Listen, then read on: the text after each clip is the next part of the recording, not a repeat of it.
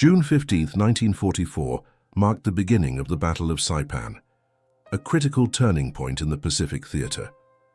American forces launched Operation Forager to capture the Mariana Islands, bringing the Japanese home islands within range of B-29 bomber strikes. By July 9th, organized Japanese resistance had collapsed. What followed challenged every assumption both sides held about combat surrender. If you appreciate evidence-based World War II history presented without dramatization, please like this video and subscribe to the channel. Leave a comment telling us where you're watching from around the world. Japanese military doctrine, codified in the 1941 Senjin-kun military code, explicitly prohibited surrender.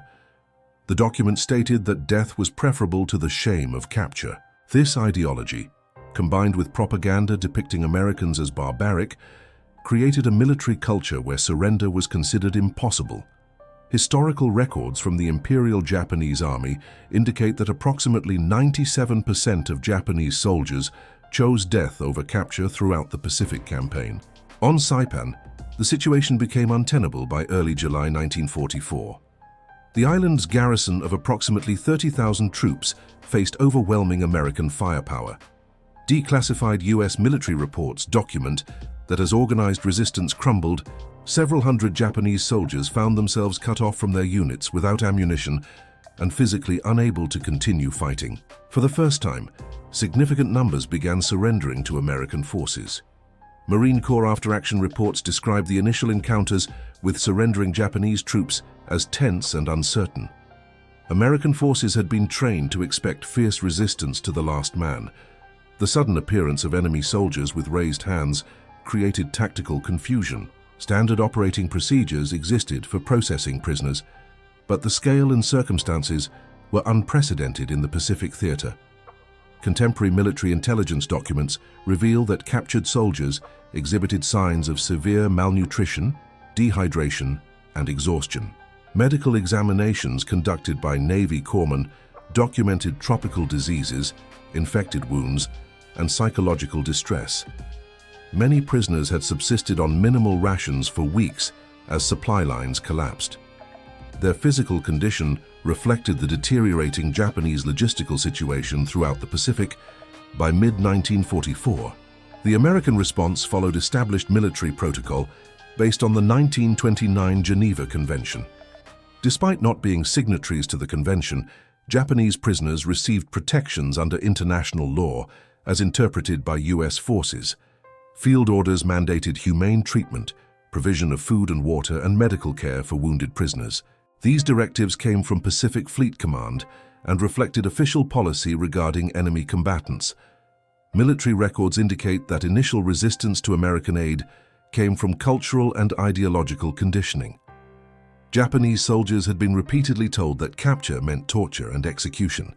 Some refused food and water, believing it was poisoned or part of a deception. Others attempted suicide rather than accept American assistance. Marine guards were instructed to prevent self-harm while respecting prisoner dignity within operational constraints. The processing of Saipan prisoners established procedures that would be refined throughout subsequent Pacific operations. Each prisoner received a numbered identification tag, basic medical screening, and assignment to temporary holding facilities. Interpreters, many of them Japanese-American Nisei soldiers, facilitated communication. Their role proved essential in reducing tensions and explaining American intentions to confused and frightened prisoners. The logistics of transporting prisoners from Pacific combat zones to mainland United States facilities represented a significant undertaking.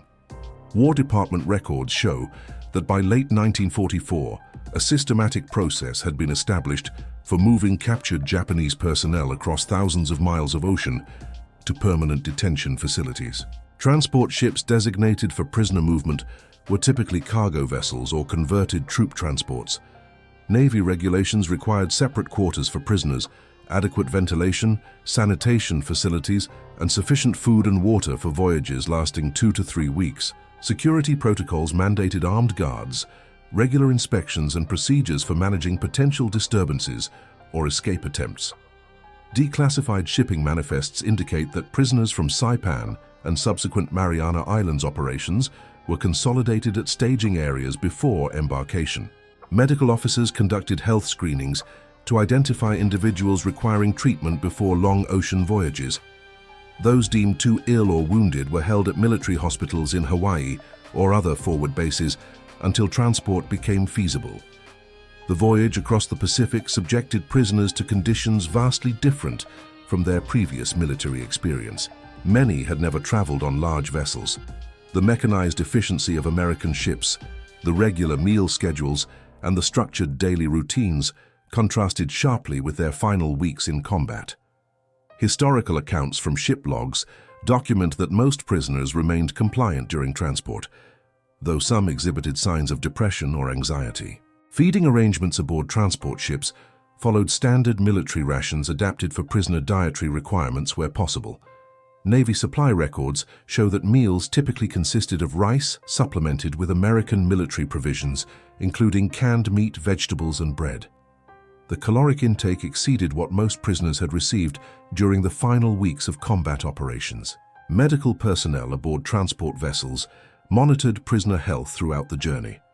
Ship medical logs document treatments for malaria, dysentery, infected wounds, and malnutrition-related conditions. Navy doctors and corpsmen provided care according to the same standards applied to American military personnel, a practice mandated by international humanitarian law and U.S. military regulations. Security procedures balanced prisoner containment with humane treatment. Prisoners were confined to designated areas, but allowed periodic access to open deck spaces for fresh air and exercise under guard supervision. This policy reflected both security concerns and recognition that extended confinement in below-deck spaces posed health risks during lengthy voyages. The United States established an extensive prisoner of war camp network on its mainland territory during World War II. War Department documentation shows that by 1945, approximately 425 POW camps operated across the country, holding more than 400,000 prisoners from various Axis nations. Japanese prisoners represented a relatively small portion compared to German and Italian captives. Camp McCoy in Wisconsin, established in 1909 as a National Guard training facility, was designated as a POW installation in 1944. The camp's location in central Wisconsin provided geographic isolation while maintaining access to rail transportation. Facilities included barracks, mess halls, medical clinics, administrative buildings, and recreation areas, all surrounded by perimeter fencing and guard towers. Administrative records indicate that POW camps operated under direct oversight of the Provost Marshal General's Office. Regulations mandated compliance with the Geneva Convention regarding prisoner treatment, labor, correspondence, and repatriation. Regular inspections by International Red Cross representatives verified adherence to international standards. Inspection reports from Camp McCoy show consistent compliance with established protocols. The daily schedule at POW camps followed military precision. Prisoners awakened at designated times, attended roll call, received work assignments, and followed structured meal and recreation periods. This routine maintained order and occupied prisoners productively during their detention. Camp regulations prohibited cruel punishment, but authorized disciplinary measures for rule violations within Geneva Convention guidelines. Dietary provisions for prisoners represented a significant logistical undertaking. Army quartermaster records document that POW rations equaled those provided to American troops in quality and quantity. Daily meals typically included meat, vegetables, bread, and dairy products. Japanese prisoners received rice when supplies permitted, though the standard American military diet predominated. Medical officers monitored nutritional adequacy to ensure prisoner health. Medical care facilities at POW camps included infirmaries staffed by Army medical personnel. Treatment protocols made no distinction between prisoners and American military personnel regarding quality of care. Medical records from Camp McCoy document treatments, ranging from routine illnesses to surgical procedures, all conducted according to standard military medical practice. The application of Geneva Convention standards to Japanese prisoners presented unique challenges, given Japan's non-signatory status to the 1929 agreement. However, US military policy mandated humane treatment regardless of reciprocity. This policy reflected both international law interpretations and American values regarding prisoner dignity. Initial reactions among Japanese prisoners to their treatment varied considerably. Many expressed confusion and disbelief at receiving adequate food, medical care, and shelter. Cultural conditioning had prepared them for torture or execution upon capture. The reality of humane treatment conflicted with years of military indoctrination. Contemporary reports from camp interpreters document this cognitive dissonance among prisoners. Work programs at POW camps operated under strict Geneva Convention guidelines.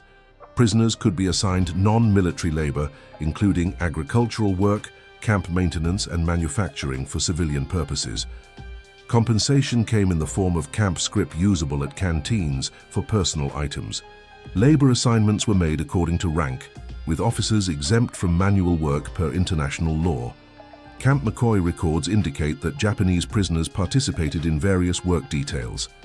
Some assisted with farm labor in surrounding agricultural areas, helping address wartime labor shortages. Others performed maintenance tasks within the camp itself.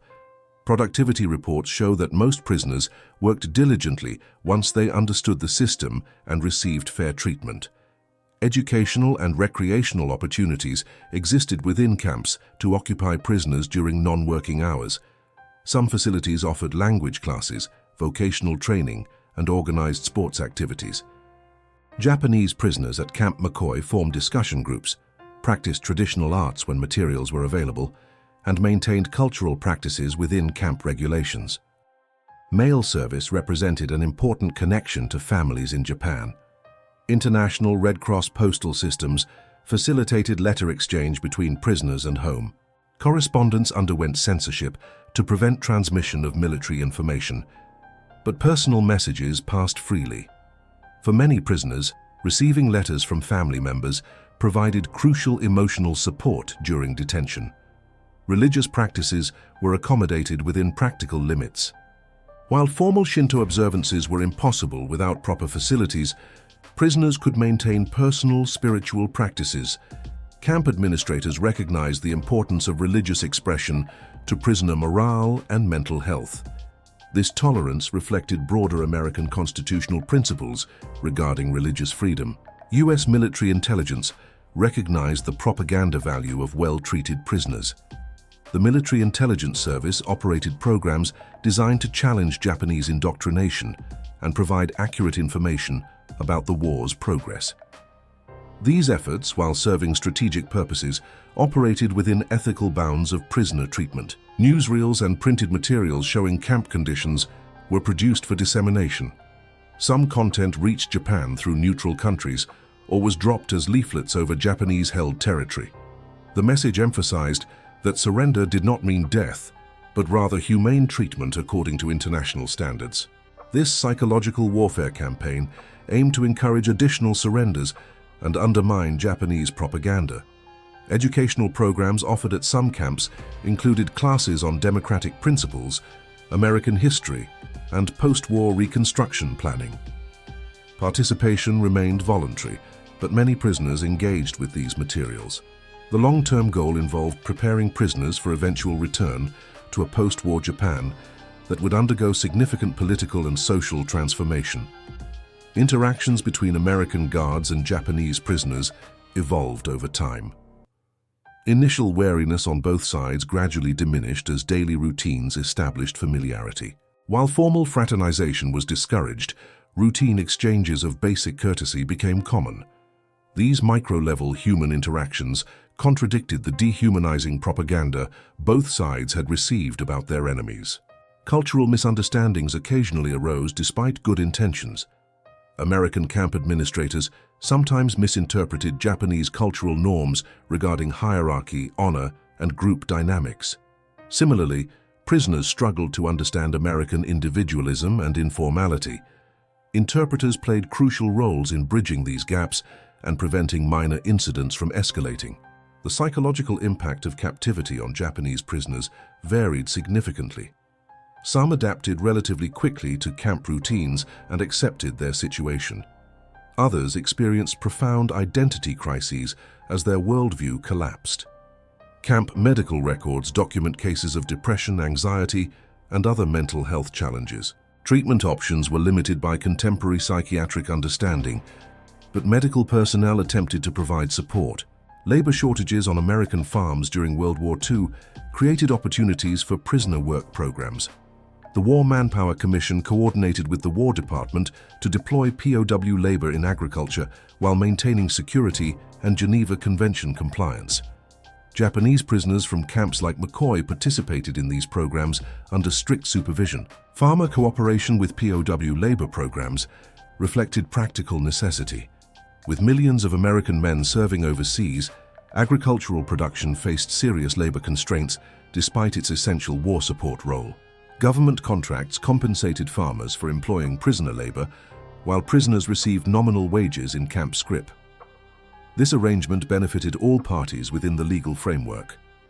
Work details typically involved harvesting vegetables, sugar beets, and other crops requiring manual labor. Guards accompanied prisoners to work sites, maintained security perimeters, and ensured proper treatment. Most interactions between prisoners and civilian farmers remained minimal and professional. Records indicate few security incidents during these agricultural assignments. The economic contribution of POW labor to American agriculture, while modest compared to total production, addressed specific local labor shortages. Government reports estimated that prisoner labor prevented significant crop losses in regions with acute worker shortages. This practical benefit justified the program's continuation, despite some public controversy about enemy workers on American soil. Public reaction to seeing Japanese prisoners working in American communities varied. Some citizens expressed hostility or suspicion. Others viewed prisoners as defeated enemies, no longer posing threats.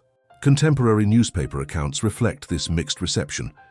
Camp administrators worked to maintain positive community relations while ensuring prisoner security and civilian safety. News of Japan's surrender reached POW camps in August 1945, following atomic bombings of Hiroshima and Nagasaki. Camp administrators faced the challenge of conveying this information to prisoners who had been conditioned to believe Japan's defeat was impossible. The psychological impact proved profound and varied. Initial prisoner reactions ranged from disbelief to despair. Many refused to accept that Japan had surrendered unconditionally. The concept of the emperor broadcasting surrender contradicted everything they had been taught about imperial divinity and national destiny. Camp interpreters reported that some prisoners accused them of spreading American propaganda. Verification came through monitored Japanese language radio broadcasts. Hearing the emperor's voice announcing surrender forced even skeptical prisoners to confront reality. Medical officers noted increased incidents of depression and emotional distress following the announcement. Some prisoners required psychiatric intervention to prevent self-harm. The practical implications of surrender for POW status became a primary concern. Prisoners wondered about repatriation timelines, conditions in Japan, and their reception upon return. Camp administrators provided what information they could, though many details remained uncertain in the war's immediate aftermath. The uncertainty compounded existing anxiety about an unknowable future. Camp routines continued largely unchanged during the transition period. Prisoners still performed work assignments, attended meals, and followed established schedules. This continuity provided stability during psychological upheaval. However, the atmosphere shifted significantly as the purpose of detention changed from wartime confinement to processing for repatriation. American guards noted changes in prisoner demeanor. Some became more withdrawn and contemplative. Others engaged more actively with guards, asking questions about America and expressing curiosity about the wider world beyond camp fences. The formal hostilities' end altered the psychological dynamic between captors and captives. Repatriation of Japanese POWs from American camps began in late 1945 and continued into 1946. The logistics involved coordinating with occupation authorities in Japan, securing transportation, and processing thousands of former prisoners for return. War Department records document the systematic approach to this massive undertaking. Medical screenings preceded repatriation to ensure prisoners could withstand transport and pose no public health risks. Vaccinations and treatments for chronic conditions were administered as necessary. Prisoners received new clothing marked with identification symbols to facilitate processing upon arrival in Japan. These preparations reflected both humanitarian concerns and practical administrative requirements. The emotional atmosphere during departure preparations was complex. Some prisoners eagerly anticipated reunion with families. Others feared the stigma of survival and capture in a society that valued death over surrender. Contemporary accounts describe subdued final days at camps as men contemplated uncertain futures in a defeated nation. Final meals at POW camps before departure often featured the same American military fare prisoners had consumed throughout detention. For many, these meals had come to represent security and adequate nutrition during a period when Japan itself faced severe food shortages. The irony was not lost on prisoners who understood they were leaving abundance for deprivation. Transport ships carrying repatriates reversed the route taken years earlier.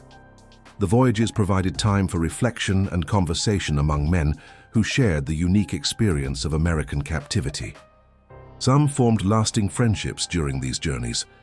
Others remained isolated, processing privately the contradictions between their indoctrination and lived experience.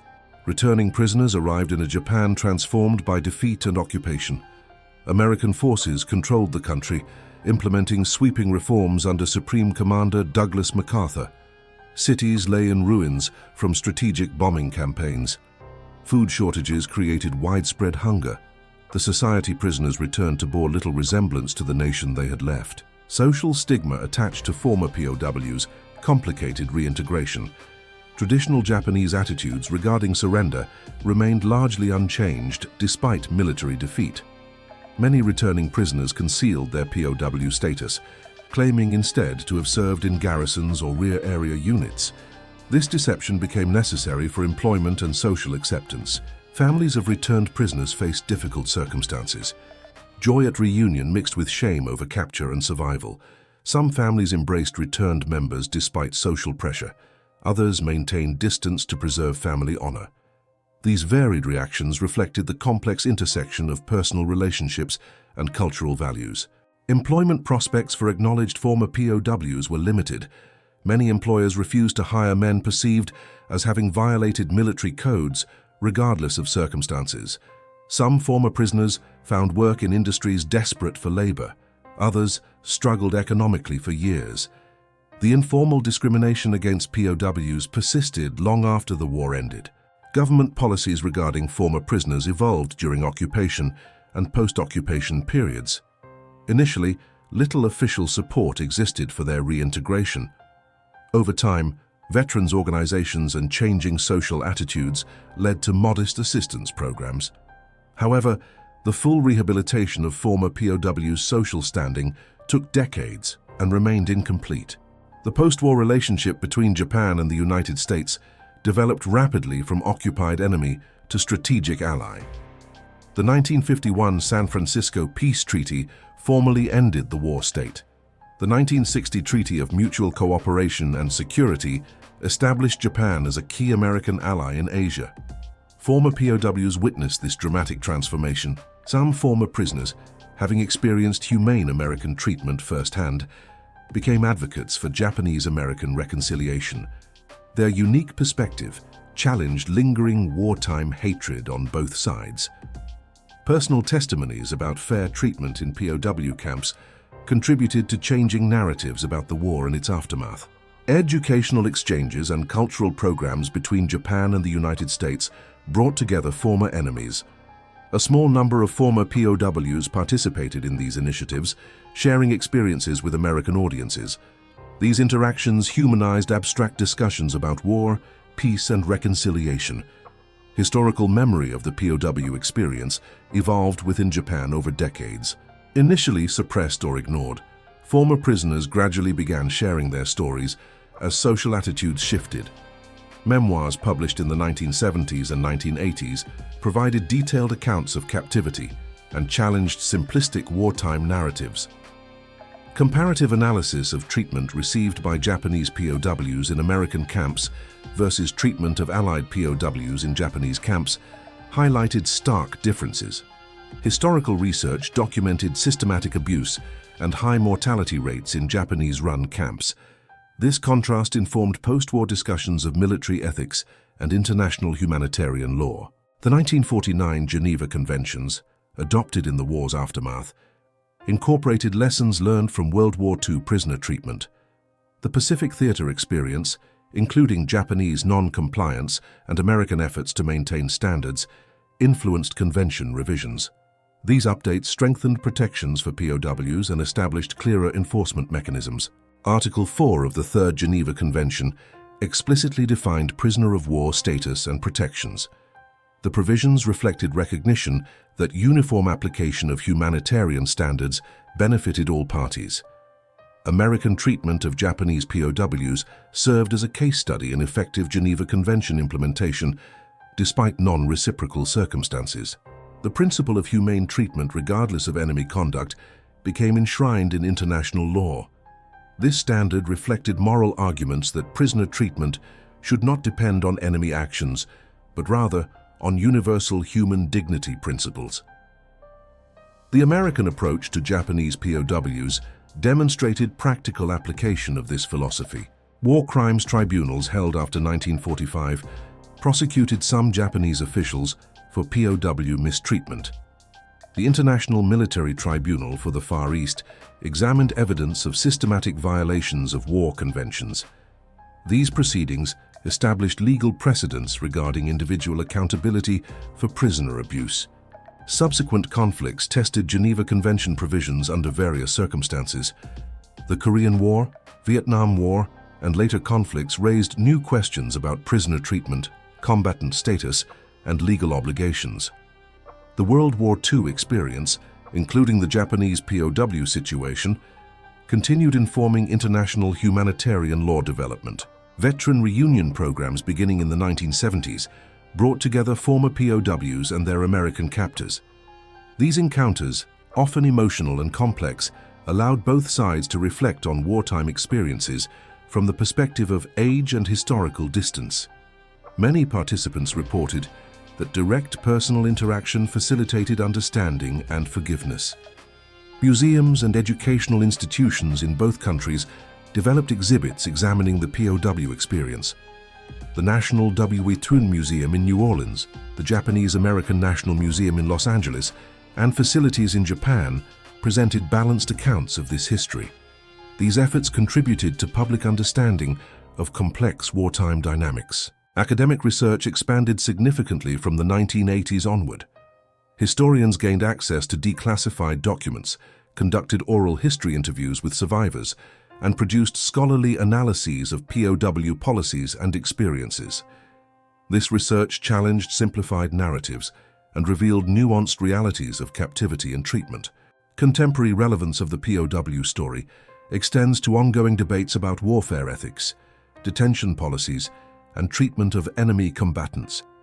The Japanese POW experience offers historical perspective on questions still debated in 21st century conflicts regarding prisoner rights, interrogation practices, and humanitarian obligations. The lesson emerging from this history centers on the power of humane treatment to transcend enmity. American decisions to provide adequate food, medical care, and dignified treatment to Japanese prisoners, despite Pacific War brutality, demonstrated that maintaining ethical standards serves both practical and moral purposes. This principle remains relevant in contemporary military and diplomatic contexts.